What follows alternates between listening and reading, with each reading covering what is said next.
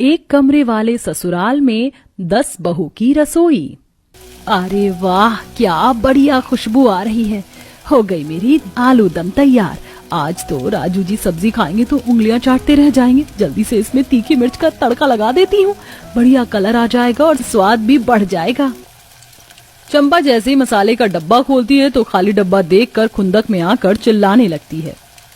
तुम में से किसने मेरी मिर्च चुराई है? साफ सीधे बता दो, किस नाश पीटी की करामत है? जिसने भी जेठानी जी की रसोई में से मिर्ची गायब किया है, अच्छा किया है, वरना मिर्ची का तड़का लगाकर ये खांसी मचा देती है। तो ये तुम्हारा ही किया धरा है, इसीलिए तुम्हें खुशी मिल रही है। ठहर जाओ, तुम्हें तो मैं बताती हूँ मुझसे पंगा लेना कितना भारी पड़ता है। गुस्से में लाल पीली होकर चंपा पानी डालकर कोमल का मिट्टी का चूल्हा बुझा देती है। तुमने मेरा चूल्हा बुझाया, अब इसका अंजाम देखो। इस बार कोमल किलस कर गुस्सैल मिजाज में मसाले के डिब्बे बर्तन बिखेर देती है। दोनों के कलेश का मजा लेते हुए अंजू अपने 3 मुंह वाले चूल्हे पर खाना बना रही थी और भारती रेशमा अपनी बारी आने का इंतजार कर रही थी। तुम अगर इस तरह कछुए की तरह धीरे धीरे खाना पकाओगी तो हम लोगों की रसोई करने का नंबर कब आएगा? तुम्हें सोचना चाहिए कि हमारे ससुराल में केवल 3 चूल्हा मौजूद है और रसोई करने वाली हम 10 बहुएं हैं।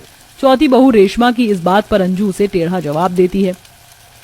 देखो, मेरे सर पर खड़ी होकर जल्दबाजी मत मचाओ। तुम में से जिस किसी को अपनी रसोई जल्दी बनानी होती है तो जल्दी उठा करो, ऐसे मेरे सर पर खड़ी होकर तांडव मत मचाओ। रहने दो रेशमा, इस झगड़ालू औरत के मुंह मत लगो, डायन कहेंगी। डायन होगी तू, अब देखो तुम दोनों को कैसे मजा चखाती हूँ। इस तरह रसोई को लेकर 10 बहुओं में जंग छिड़ जाती है और बहुओं के बीच महाभारत देखकर 10 के पति माथा पीट लेते हैं। गई भैंस पानी में, लगता है आज फिर से हम भाइयों को खाना नसीब नहीं होने वाला है। अरे अरे कमला, लगता है आज फिर शांति देवी की 10 बहुओं में रसोई को लेकर लफड़ेबाजी हो गई है। छोड़ना में क्या लेना देना, वैसे भी इन्हें का तो रोजाना का है, बिना किचकिच बाजी के 10 का दिन नहीं चढ़ता। एक तरफ 10 बहुओं की रसोई की लड़ाई से उनके पति सास दुखी थे तो वही मोहल्ले में अलग सी खिचड़ी पक रही थी। मगर इस सारी फसाद की जड़ क्या है, तो चलिए देखते हैं। जहां मंगोलपुरी के मोहल्ले में मध्यम वर्गीय शांति देवी अपने 10 बेटों के साथ एक कमरे के अंदर गुजर बसर कर रही थी। शांति देवी की रसोई में इतनी बरकत थी कि वो जब भी खाना बनाती तो खुशबू मोहल्ले तक फैलती। अड़ोसी पड़ोसी सब्जी मांग कर भी ले जाते थे। पूरे मोहल्ले के साथ शांति का काफी मेल जोल था। वाह माँ वाह, क्या गर्मा गर्म फूली फूली रोटी बनाई है। एक गर्मा गर्म तवे की रोटी और दो ना। मिट्टी के उस चूल्हे से चिमनी के जैसे धुआं उठ रहा है, जिससे बेचारी शांति की आंखें लाल हो गई थी। खिसियाए अंदाज में खांसते हुए वो रोटी फुला ही रही थी। तुम 10 के 10 भाइयों को गर्मा गर्म तवे की रोटी खाने को चाहिए। सारी जिंदगी भर मैं तुम 10 को बनाकर खिलाती रहूंगी क्या? माँ, तुम इतना खफा क्यों हो रही हो? मैंने तो तुमसे एक रोटी मांगी थी। कान खोलकर सुन लो तुम 10, मैंने पंडित जी से तुम्हारे रिश्ते की बात चलाई है। कल हमें लड़की देखने जाना है। अगर लड़कियां जच गईं तो मैं एक ही मंडप में शादी करवा दूंगी। अब बुढ़ापे की उम्र हो गई है, मेरा शरीर थक रहा है। बहुएं आएंगी तो सेवा पानी करेंगी, मुझे परोस कर देंगी। क्या तुम अपनी माँ को थोड़ा सुख नहीं देना चाहते? कहते कहते शांति देवी की आंखों में आंसू आ जाते हैं। तब मदन मायूस होके बोलता है, माँ तुम रो मत, तुम्हें पता है ना हम तुम्हारी आंखों में आंसू नहीं देख सकते। तुम जिससे भी रिश्ता करवाओगी हमें मंजूर है। थोड़े दिन में 10 का रिश्ता पक्का हो जाता और शांति के घर में इमली, चंपा, शीला, कोमल, भारती, रेशमा, अंजू, राधा, गौरी, उमा 10 बहू आ जाती हैं। आओ बहू रानियों, मेरे घर की लक्ष्मियों, तुम सबका स्वागत है।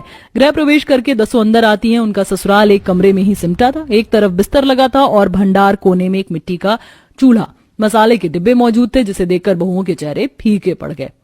ये क्या सासू माँ, ये तो केवल एक कमरा है, हमारी रसोई कहाँ है? अरे बहुओं जरा गौर फरमाओ, वो रही भंडार कोने में रसोई घर। माँ जी, ये तो वही मिसाल हो गई, एक अनार 100 बीमार। एक मिट्टी के चूल्हे पर हम 10 कैसे खाना बनाएंगी? मैंने सोचा था ससुराल में LPG गैस चूल्हा होगा, आराम से खाना बनाएंगी, मगर यहाँ तो स्टोव भी नहीं है, ना फ्रिज है, ना मिक्सर है। बहुओं, रसोई की ताकत ये तकनीकी चीजें नहीं बल्कि गृहिणी होती है, जो प्यार से भोजन पकाती है तो स्वाद अपने आप आ जाता है। जगह की थोड़ी कमी है, मगर तुम सब मिलजुल कर रसोई का इस्तेमाल करो। अगले दिन 10 बहुएं पहली रसोई करने आती हैं। मैं तो इसे एक अकेले मिट्टी के चूल्हे पर 10 घंटे लगाकर खाना नहीं बनाने वाली। मैं तो चली अपने लिए चूल्हा बनाने। तुम में से जिस किसी को ये चूल्हा इस्तेमाल करना है कर लो। हम भी अपने लिए मिट्टी से 2 मुंह वाला चूल्हा और अलग रसोई बनाएंगी। हमको किसी किस्म की चिक चिक नहीं चाहिए। बहुओं के अलग अलग रसोई करने के फैसले से शांति उन्हें समझाती बुझाती है। बहू घर के अंदर एक रसोई शोभा देती है, पड़ोसनी आकर घर में 3-3, 4-4 अलग अलग जगह चूल्हा बना देखेंगी तो कितनी जगह साई होगी और सोने में भी शक्ति होगी। माँ जी, हमने कोई कमरा थोड़ी बांट लिया है, रसोई बांटी है क्योंकि हमको किसी की टोका टाकी नहीं चाहिए। इसी तरह से कमरे के अंदर 4 चूल्हे बन जाते हैं। एक बहू अंगीठी का चूल्हा बनाती है, कोई 3 मुंह वाला तो कोई 2 चूल्हा बनाती है और सब मिलकर खाना बनाती हैं, जिससे कमरे के अंदर ज्यादा मात्रा में धुआं मच जाता है। देख लेना, सबसे लजीज और दमदार खाना तो मेरी रसोई का बनेगा। सब लोग मेरी रसोई का खाना खाकर उंगलियां चाटते रह जाएंगे और तुम सब देखकर जलकर मर जाओगी। ज्यादा उछलो मत, मैं शाही पनीर बना रही हूँ, सब लोग पेट भर कर खाएंगे। 10 बहुएं एक दूसरे की होड़ करते हुए खाना बनाती हैं, जिससे किसी के खाने में मिर्च मसाले ज्यादा पड़ जाते हैं तो किसी का खाना ही जल जाता है। ये कैसा गुड़ गोबर खाना बनाया है तुमने, इससे बढ़िया तो हम लोग नमक रोटी खा लेते। मेरी तो भूख मर गई। चलो। 10 गुस्से में थाली छोड़कर काम पर निकल जाते हैं, लेकिन इसके बाद भी 10 में अकल नहीं आती। रोजाना ही रसोई की लड़ाई रहती, चिल्लम चिल्ली के कारण घर के मसले मोहल्ले तक पहुंच जाया करते थे। क्या शांति देवी अपनी 10 बहुओं के रसोई की समस्या को मिटा पाएंगी? तो चलिए देखते हैं। देखो, शाम ढल गई है और सभी की सब अभी तक कैसे बिस्तर में पड़ी हुई हैं। इसके बाद एकदम से सब उठकर खाना बनाने के लिए लड़ाई करेंगी और पूरे घर को मछली बाजार बनाएंगी। अरे कंबल में से निकलने का कष्ट भी कर लो बहू रानियों, शाम ढल गई है, ऐसे रसोई में बरकत नहीं आती। मुझे 2 रोटी बनाकर दे दो, दवाई खानी है। 10 फुर्ती से उठ खड़ी होती हैं और अपनी अपनी रसोई में भिड़ जाती हैं। अरे ओ रेशमा, भारती, कोमल, तुम लोगों को दिखता नहीं जब मैं परात में आटा गूंथ रही हूँ? माँ जी मेरे हाथों की गर्मा गर्म रोटी खाएंगी। माँ जी मेरी रसोई में से खाएंगी? क्यों माँ जी, वैसे भी तुम मोटी रोटी बनाती हो, कामचोर कहीं की। क्या कहा तूने? मोटी भैंसी बेलूड़ी, मैं तेरी टांगे तोड़ दूंगी जब देखो मुझसे पंगा लेती है। अंजू गुस्से में आग बबूला होकर बेलन उठा लेती है। इस बार उनकी लड़ाई देखने के लिए पूरा मोहल्ला दरवाजे पर जुट जाता है, जिससे शांति देवी के सबर का बांध टूट जाता है।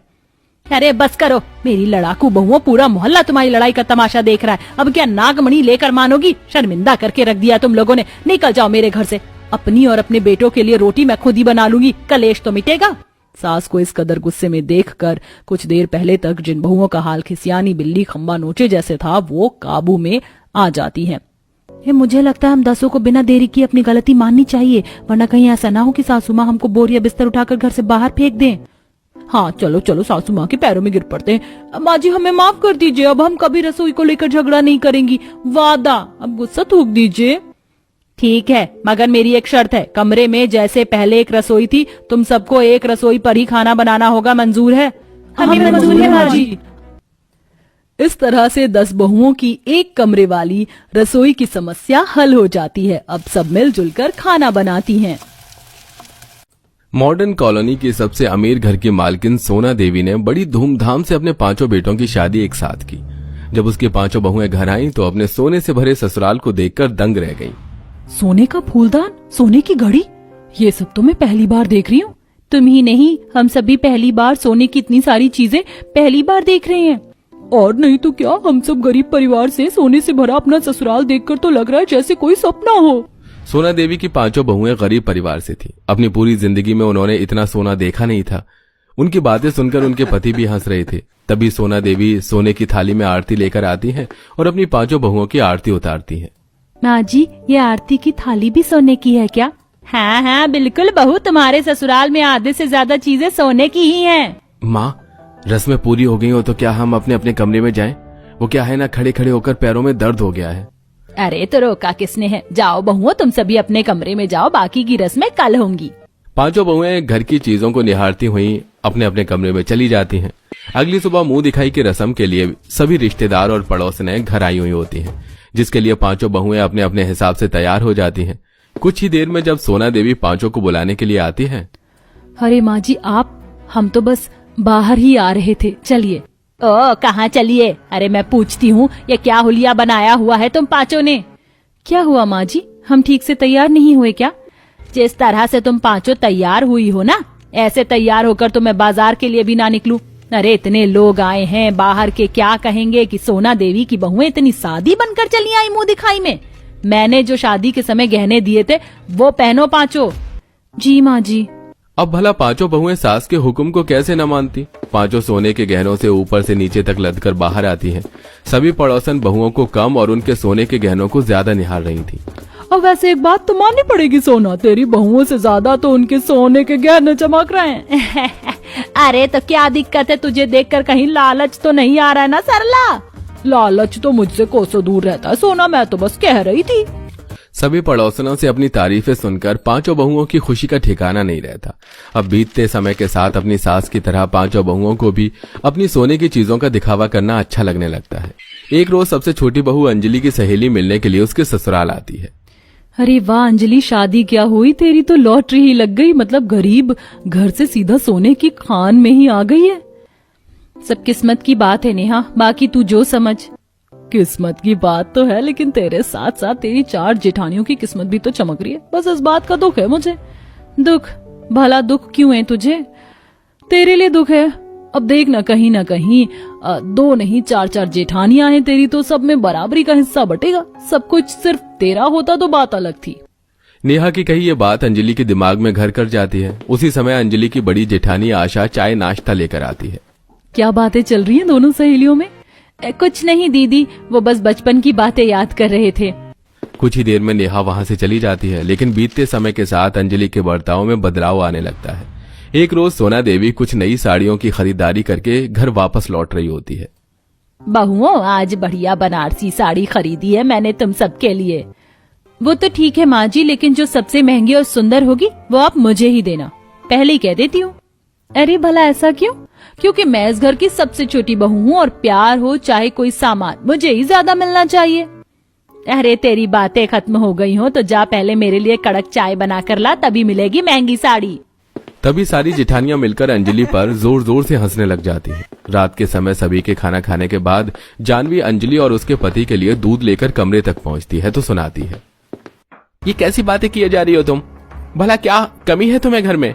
कमी नहीं है, लेकिन कल को जब सब कुछ अपनी जेठानियों में बंटता देखूंगी तो ये सोने का ससुराल मेरे लिए तो कंगाल हो जाएगा ना।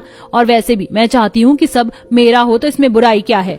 उसकी ये बातें सुनकर जानवी उल्टे पांव वहां से लौटने के लिए मुड़ती है तो देखती है कि नीता भी खिड़की के पास खड़ी अंजलि की ये बातें सुन चुकी, इसलिए वो बिना उस पर ध्यान दिए वहां से निकल जाती है और रसोई में जाकर खुद से कहती है, ये अंजलि छोटी है लेकिन दिमाग की बहुत तेज है, लेकिन मैं भी कुछ कम नहीं। अगर इस सोने के ससुराल में सब कुछ किसी का होगा तो वो मैं हूँ। अगले दिन सोना देवी गुस्से में अपनी आधी जली हुई साड़ी कमरे में लेकर निकलती है और चिल्लाते हुए कहती है, मैं पूछती हूँ किसकी इतनी हिम्मत हुई मेरी साड़ी को इस तरह जलाने की? माँ जी, आपकी साड़ियाँ तो अंजलि ही प्रेस करती है। हाँ, मैं करती हूँ, लेकिन कल तो नीता दीदी कपड़े प्रेस कर रही थी, उनसे ही गलती से जल गई होगी माँ जी, जाने दीजिए। नहीं माँ जी, मैंने कल कोई कपड़े प्रेस नहीं किए, मैं सच कह रही हूँ। आशा या सुनीता दीदी से पूछिए। भला हम ऐसा क्यों करेंगे? अरे तो क्या कोई भूत आकर ये साड़ी जला गया? छोड़िए ना माँ जी, आपके पास क्या साड़ियों की कमी है? और नहीं तो क्या माँ जी, और आपको चाहिए तो मैं आपको एक नई और बढ़िया साड़ी खरीद कर दूंगी। ये दोनों तो माँ जी को खुश करने का प्लान ही बनाकर बैठी है। नहीं माँ जी, मैं आपको एक बढ़िया साड़ी देती हूँ। सोना देवी बिना कुछ कहे सिर पकड़े वहां से चली जाती है। तभी आशा और सुनीता उस जली हुई साड़ी को उठाती है। तुम तीनों माँ जी से कैसी बातें कर रही थी? ये साड़ी माँ जी को बहुत प्यारी है क्योंकि ये उन्हें ससुर जी ने दी थी। तो क्या हुआ दीदी, साड़ी तो साड़ी है, और वैसे भी आप हमें न सिखाएं तो ज्यादा बेहतर है। नीता, अंजलि और जानवी वहां से मुंह बनाकर चली जाती हैं। उनका ये बर्ताव आशा और सुनीता समझ नहीं पा रही थी, लेकिन बीतते समय के साथ घर में अब चीजों का नुकसान होना शुरू हो जाता है, जिसके लिए तीनों छोटी बहुएं एक दूसरे पर इल्जाम लगाया करती। तभी एक रोज सुनीता तीनों को बातें करते हुए सुन लेती है। देखो, मेरी मानो तो एक दूसरे को नीचा दिखाने से अच्छा हम मिलकर उन दोनों जेठानियों को इस घर से बाहर फेंकें। हाँ, मुझे भी यही लगता है, क्योंकि वो हर बार माँ जी को आकर संभाल लेती हैं। हाँ, और माँ जी उनकी बातें हमसे ज्यादा ही सुनती हैं। ये सारी बातें जब सुनीता आशा को बताती है तो उसके होश उड़ जाते हैं। ये तीनों सोने के ससुराल के लालच में परिवार को तोड़ने का सोच रही है, लेकिन हम ऐसा नहीं होने देंगे। इन्हें सबक सिखाना बहुत जरूरी है। अगले दिन तीनों छोटी बहुएं आराम से बैठकर टीवी देख रही होती हैं। तभी गहनों से लदी आशा और सुनीता चश्मा पहने आकर हुक्म चलाती हैं। खड़ी हो जाओ तीनों, अपने मायके में नहीं हो जो ऐसे पसरी हुई हो। ये आप किस तरह से बात कर रही हैं हमसे? जिस तरह से मालकिन को अपनी नौकरानियों से करनी चाहिए। मालकिन? आप कब से इस घर की मालकिन हो गई? इस घर की मालकिन माँ जी हैं। ओ नहीं, बहू थी। इन दोनों ने इस घर और जायदाद के सारे कागजातों पर धोखे से मुझसे अंगूठा लगवा लिया है। ये बात सुनकर तो तीनों के पैरों तले जमीन ही खिसक जाती है और वो तीनों आशा और सुनीता के पास जाकर कहती हैं, देखो दीदी, मुझे अपनी छोटी बहन समझो, मुझसे इस घर के ऐशो आराम मत छीनो। हाँ, हम फिर से उस गरीबी की दुनिया में नहीं जाना चाहते हैं। मुझे भी गरीब नहीं होना। आप कहेंगी तो हम माँ जी का साथ भी छोड़ देंगे। तभी सोना देवी आराम से सोफे पर बैठती है और आशा उसके लिए चाय लेकर आती है। कहिए माँ जी, क्या कहना चाहेंगी आप अपनी इन 3 छोटी बहुओं के बारे में? तीनों बहुएं हक्की बक्की रह जाती हैं और सारा मामला समझकर अपनी सास के पैरों में गिर जाती है। माँ जी, हमें माफ कर दीजिए, हम सोने के ससुराल को अपना बनाने के चक्कर में लालची हो बैठे और इसी चक्कर में अपने घर को तोड़ने निकल पड़े थे। वो तो भला हो मेरी दोनों बड़ी बहुओं का, जो इन्होंने मुझे सब बताया और ये नाटक करने को कहा। अरे सोने का लालच करने की जगह सोने जैसी सोच रखना सीखो निकम्मियों। हम पांचों गरीब घर से सोने से भरे ससुराल में आई हैं। भले ही हमारी किस्मत बदली हो, लेकिन हमें जो जिंदगी, परिवार और लोग मिले हैं उनकी कदर करनी चाहिए, ना कि सब कुछ हड़पने के लिए साजिश करनी चाहिए। सब मेरी गलती है। मैं सोने की चकाचौंध में अपने परिवार को ही भूल गई। मुझे माफ कर दीजिए। इस तरह दोनों बड़ी बहुओं ने 3 छोटी बहुओं को अपने सोने से भरे ससुराल की असली कीमत का एहसास करवाया।